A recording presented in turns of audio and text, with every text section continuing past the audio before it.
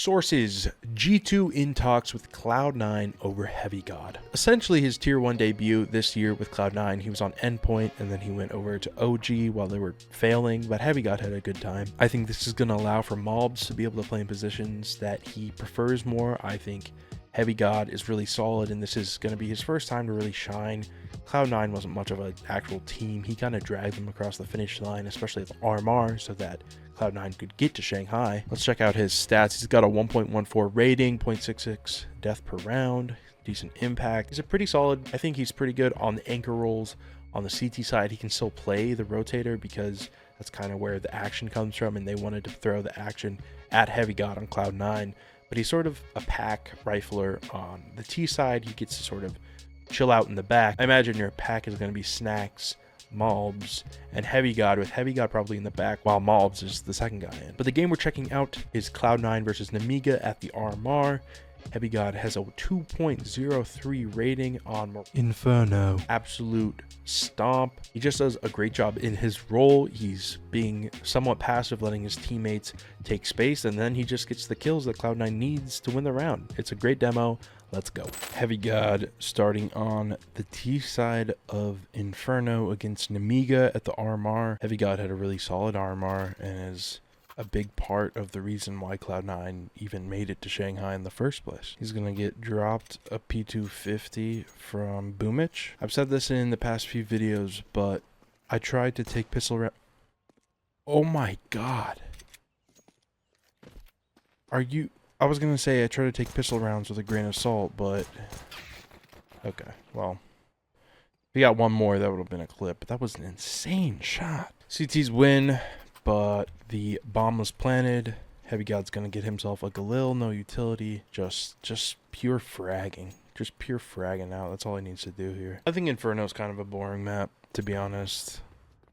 I think there has been not a lot of progression as far as like the tactics we actually see. I think CS2 has made every map just slightly more interesting just because the whole... Oh, he got baited by a chicken. He got baited by a chicken. The whole game has changed the way maps are played somewhat just because you have, you know, a game that is more focused on actual gunfights along with the ability to nade open the smokes. That was a good molly, by the way. Cloud9 is disbanding, or at least getting close to disbanding. HeavyGod is going over to G2. IC is now officially over at VP. Looks like Axile and Boomich are going to BetBoom, which I think is a huge pickup for BetBoom, and BetBoom might actually be like a contender in the top 20 area. They've been able to be a better team within like the tier 2.5 scene, but we really haven't seen them do anything on LAN against bigger teams. I think with Major winning Boomich and a rifler who had a peak and has had experience like Axile, that we'll see another really solid CIS team. Inters is probably going to fade into some obscure team like, I don't know, Aurora, Paravision, something like that. But HeavyGod going over to G2, I'm excited for it, to be honest. I think this is going to put Malbs in, you know, a spot where he can kind of be unlocked. Malbs will have kind of the pick of all the different spots that he wants to play on both the T side and the CT side. He gets to do what he wants to. He's still going to be, you know, an opener, an aggressive player on the T side, but he's not going to have to be the big site anchor like he is currently on G2, unless he wants to. You know, he's proven he can do a pretty good job at it. HeavyGod likes to anchor. They might switch out different spots on different maps and see what works, because I think although Malbs was put in a position at first that didn't feel like he would be in a prime spot, wouldn't be in the best position, right? The best positions for himself. I think he still disproved a lot of doubts. Good clear. Not getting too methodical. He's just taking the space and he's out aiming them, out swinging them. That was a good swing. They just went through CT to B, and the CTs are going to save the rifles that they have. What should Cloud9 do? Cloud9's going to get some money for HeavyGod, probably going to get some for Boomich and Axile. Definitely got a payout for IC. So what is the next move? I think we're about to see multiple orgs, decent sized orgs, coming into the NA scene.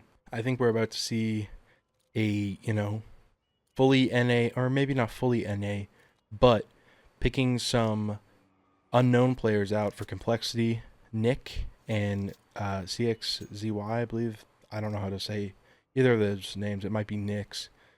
They're going to be going over to Complexity, TSM's, picking up a lineup, and I think Cloud9 should really just come back to the homeland and get themselves an NA team. Having big names like Cloud9, TSM, and Complexity competing domestically NA is going to bring other names in, whether that's orgs who want to come in, maybe Sentinels. They've got a Valorant team. Let's follow that smoke, actually. It's an arch smoke. That's not bad. I'd love to see more teams, more orgs coming into the NA scene. And there's a conversation to be said that, do these teams need money so that they can actually fully dedicate and,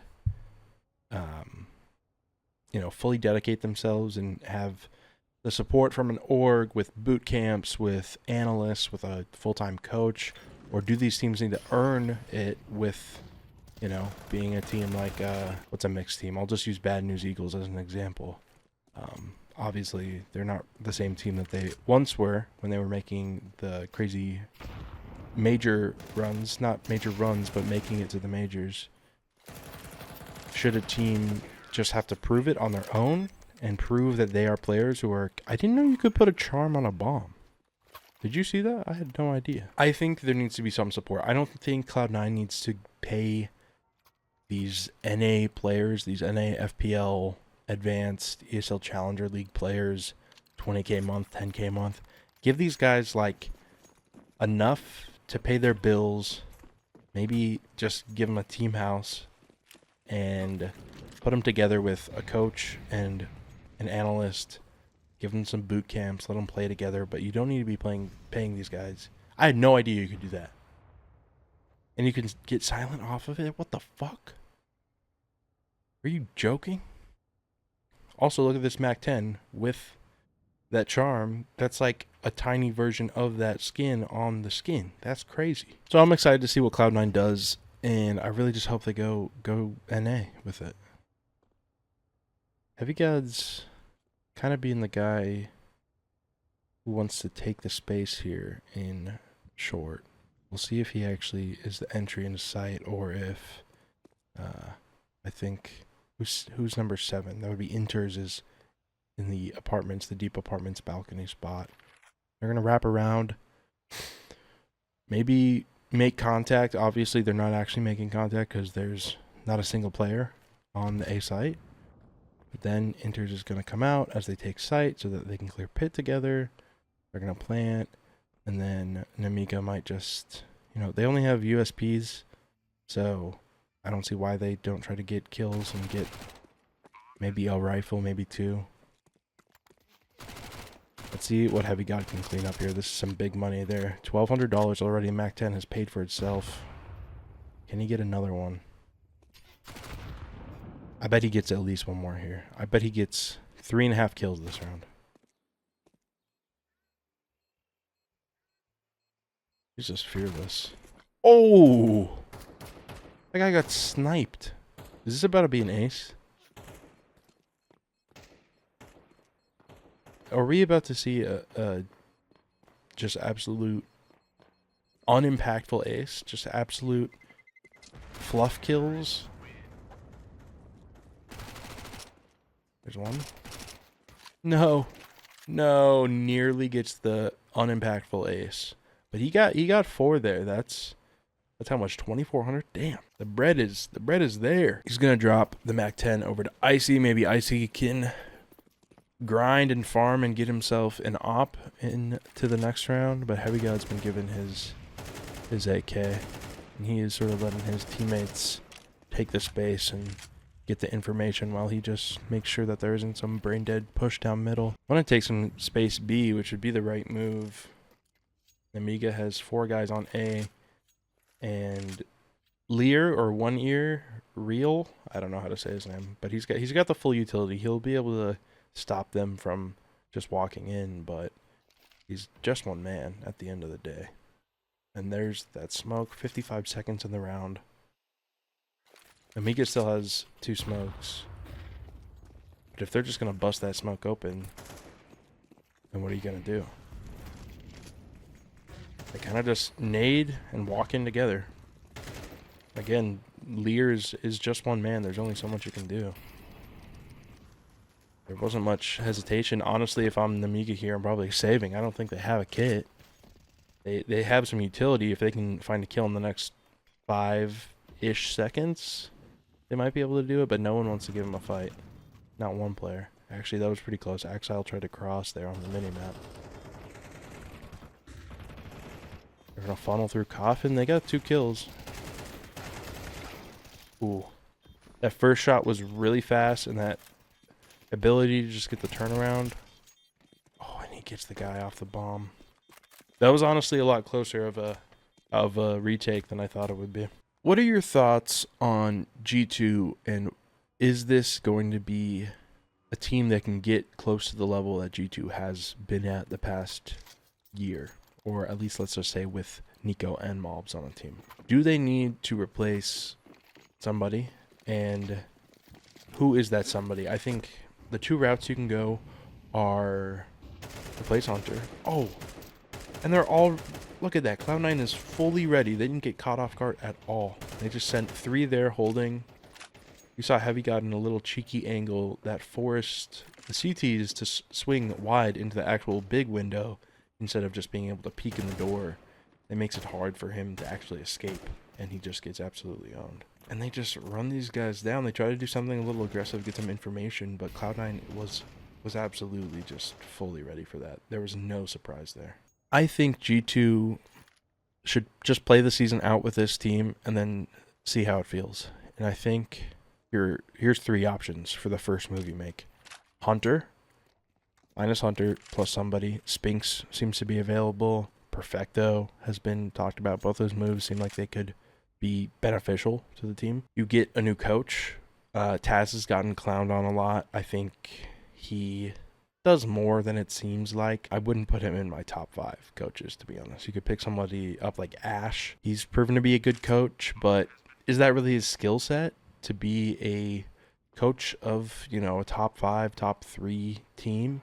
Or is his skill set in scouting young players and turning them into more polished players? Because not everybody can do that. Ash might be good at finding young, talented players and turning them into actually good players with critical thinking skills, good teammates. And we'll just have to see. I don't think you could really make a judgment off that until we see Ash on a big team. And I think it's totally possible within 2025 that we could see Ash, and that fully depends on how Gamer Legion plays and if Ash wants to continue and what coaching spots open up. I think Taz could get removed. I think Fnatic could use a coach. I think they just got rid of Kita. I don't know if they've replaced him yet. We'll have to see what Falcons can do with Zonic. People are calling for Zonic's head a lot. I think he's probably gonna get at least 1 more year with the team just based off of the name value. The third option is obviously get rid of Snacks and bring someone else in. I am surprised Hooksy is still on the table for these teams. I think Hooksy could call a better G2 than Snacks is right now. Would he play better? He's probably 10% worse, but I think he does a good job being the aggressive T-side kind of like Kerrigan guy, and I think a team could use that. The team I've been thinking about for Hooksy is Liquid. If Twist ever gets to a point where he doesn't want to in-game lead, and we'll have to see. That was pretty good. It was a good second guy in there trading. He's got a really high trading stat on HLTV. He's not the biggest entry. He can get some openers, but I think that's also just because he's the best rifler on the team right now. And they kind of set him up to be able to get frags. He's got a 1.14 rating on LAN against top 30. For your first actual like year in the tier 1 space, if you can call Cloud9 a tier 1 team, you know, he went from Endpoint over to OG and spent pretty much all of 2024 with Cloud9, and in 2025 I'm hoping to see him in an actual top 20 team and not a team that barely made the major. Back to Hooksy with Liquid. I think Hooksy for JKS is a total possibility, but I think Your biggest issue there? Actually, no. I was gonna say that then you're an EU team, which I think isn't really a big deal. It's just like a slight perk to be able to be invited through the Americas, but your goal shouldn't be just to slide by and get through the Americas. I think those players are good enough that they should qualify through EU if they were an EU team, if they chose to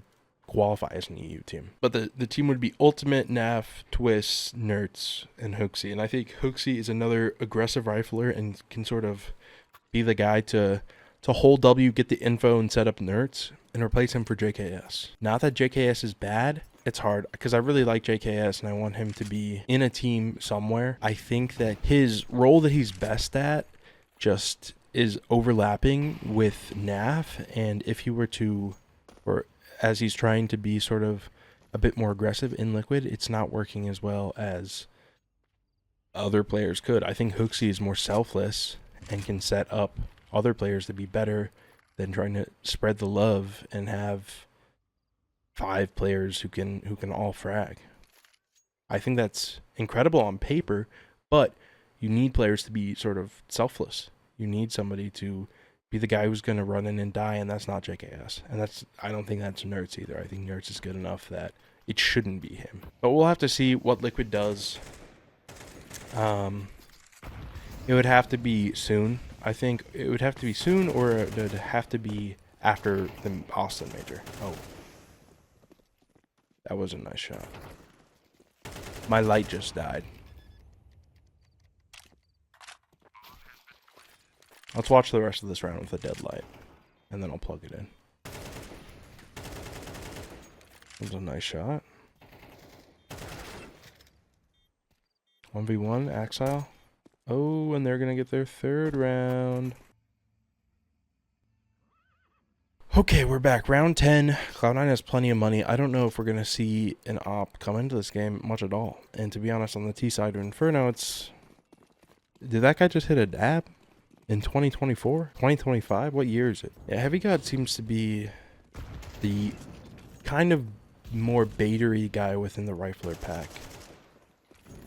You let Inters sort of lurk on the T side, at least on this map, and Icy sort of gets to watch the back of the pack while Inters take space in other places. And it's working. It's doing a great job. He's not having to be the guy to take the space or to take the first engagement. He's doing a great job trading. And I think if Malbs continues to be your second guy in, you send Snacks out first, and then you have HeavyGod to be third. It kind of depends what you want to do. HeavyGod could be put into that second position, but I think Malbs, although Malbs, it feels like he's going to be able to get the star roles because of this move, I think Malbs is going to be better at that second man in the pack. I think if G2 does anything, then Spinks would be a really big pickup, I think. He had a good spawn this round. Are we going to see him do something a little aggressive? Nope, he's going to let Boomich run up in front of him. I would too. Honestly, if Boomich was in my game, I'd probably let Boomich run in front of me too. Am I as good as HeavyGod? Maybe. Amiga is stacked 3 toward B. They've had a lot of success with B. Little flash is high in the sky. Good trade in the smoke and a good trade on the guy in sight. Okay, last round in the half. Another decent spawn for HeavyGod. I want to see him do something to open up this round. I want to see him just pop off. Get that 8th round. HeavyGod get a double entry up middle and just win the half for them. Not going to happen, I don't think. Again, you've got Boomich running in front. HeavyGod really likes to throw that early utility, and you should be throwing it too, whether it's a flash. You can throw a flash to, you know, be able to actually swing out, or you can just throw a nade to, you know, keep an opper, or whoever wants to pick, you can get some decent, almost free damage. Unless you've got a really bad spawn and a guy with an op comes through, you might die. But if you've got that first or second spawn, you can definitely throw the nade and get some damage. We're going to work toward B again. Gonna get that banana retake smoke on the half wall. They might be sent back. You can see Inters on the map number 7, and this is a great spot to just hold the back line from, because you can hold all. They can't push through apartments and they can't push through mid. That's the perfect line to just hold it from. You can hold it from the other side as well, it's a little harder to work into bracket if your goal is to actually go back from B to A. It's a little harder to work up bracket and find an opening, or try and keep them over on A if you go over here and go through the apartments. But if you have someone pretty close to rotate, then you can go through and you can be the second point of contact in apartments there. All right, CT pistol round. Cloud9 has the advantage. Let's see where HeavyGod plays. I'm not entirely sure. He's kind of an anchor. I wouldn't. Okay. Okay. Can we stay away from that? You got dropped a smoke from somebody. Maybe enters. Boomich playing close up. I guess he's just playing. They're not playing together at all, which is interesting. Because, like, Boomich is just kind of trying to play for a 1-for-1. And then HeavyGod's goal is to just live. HeavyGod has rotated Arch. Now it looks like he's trying to rotate back. The smoke went down Banana, I believe, but they'll be past it at this point. No, HeavyGod still has it, actually. Or did he pick up a different one? He might have picked up somebody else's smoke. But it doesn't look like they're gonna go. He's probably gonna smoke this and rotate. Might just keep it if the guys on A see the bomb. Haven't seen the bomb yet. He's gonna rotate. Pick up Arch so that enters can go into sight and fight. Gonna pick up this quick flank. He can't do... he could have done something to help, actually. But then again, he could have made it a 1v1 if he wasn't able to get it. So he elected to let enters die in sight to be able to play the 2v1 with Boomich, which might be the right call. We'll have to see. Easy mode. Let's see how they decide to take control of Banana. HeavyGod and Boomich. They've got a lot of utility. Most of the utility looks like it was sent over toward the Banana area. HeavyGod's just going to drop all his utility and play with his gun out. I like that charm on there. A little purple charm right there. That's a nice little touch. I like it. I love charms. I think they're so cute and awesome. I just wish that Valve added some team ones and didn't make it so that you have to pay to remove them. I guess it's better than not being able to remove them without breaking them like you do with stickers. Could be worse. That's kind of the motto when you're a Counter-Strike player. It could be worse. Everything could be a lot worse. B hit is coming. That was not clean, but HeavyGod gets 2. Boomich will get his... You can plant in the fountain? They didn't get a kit, but they were able to win the round. HeavyGod's going to get his info back. This is a nice flash. Or if Boomich gets caught out, Boomich can kind of tuck away while the guys who are at car get blinded, but timing wasn't there. The Xanter on the other team just got up there before Boomich was even ready. And now HeavyGod's going to play very far retake. Very hard retake. They're just going to gamble. They've got a double pit set up. They've got enters creeping into sight now. Well, HeavyGod is just going to watch from CT. He's not even holding for the cross. I guess you have somebody in pit maybe watching it. Oh, that could have been so much more. That could have been a lineup. Today, as I'm recording this, Wonderful just got number 11, and I'm thinking that Brokey's still going to be on the list, and I'm going to be a little bit vindicated for my placement of Brokey. What are you doing? What are you doing? That was interesting. Currently 20-9. It doesn't feel like it, but he's just been consistently getting frags, you know? He's here on A now for the stack, while Boomich is kind of the anchor. He's got a molly in his smoke. It's only 55 seconds left, and it looks... Who knows, dude? It feels like Inferno is just a coin flip for which site you actually go to. It looks like they're going to try and fake B, though. 30 seconds left. Icy, Axile, and Enters all have mollies. Okay, there goes the one Arch. Are they going to try and go B? I don't even know if they have time to do that. There goes all the utility. They've only got Less than 10 seconds to get the bomb down. HeavyGod is just hardcore baiting, which is probably the move. Only got one, but the bait worked out. And they just saved their util to a good moment. And I think Nemiga just forgot that there is time in rounds. HeavyGod toward A now. Playing the pit position. Seems like Icy... Let's go back. Did Icy have an op? Icy doesn't have an op, but he... Oh, he wants to peek apartments. They went for an A stack here. Bay just owns. A stack didn't give any utility over. Nobody came to throw utility at B. Boomich has no utility. He's just kind of fighting to the death, or maybe not the death. HeavyGod is still playing apartments. Inter's is going to rotate. Interesting that he just rotated like this round, or he decided to go A this round. The solo B. Can Boomich get more than one with the solo B? Not quite. Alright, this is for the marbles. Flash. One of their two flashes. Or, no, that was the only flash. Feels like he could have done a little bit more. This is probably going to be a save if they can't find anything through the smoke here. They're going to save. HeavyGod. It's interesting to see him. He just kind of gets to play this star rifler role. He doesn't have to do anything fast. Probably chooses not to do anything fast. I'm guessing HeavyGod kind of gets the say of what he wants to do. He's so solid with his mechanics that he kind of gets to be the guy who calls the shots as far as what he gets to do. He's back here toward B again. They're going to throw a double nade. Not going to do much, I don't think. Dude, look at these profile pictures up here and how, like, cool they're trying to be. Look at Xanter. Look at Zve. Got his hair, like... Just playing a crossfire here on B. Ooh, Xander just got two huge kills. He's going to trade it. Oh, Nemiga's going to go toward A. Let's see if Axile still has some utility. Inters also has some utility on side, and they've only got 30 seconds. They might decide to actually double back around, but they would have to do that pretty quickly. I'm just going to run down banana.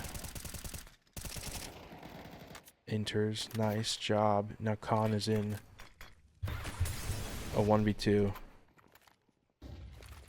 Got 10 seconds.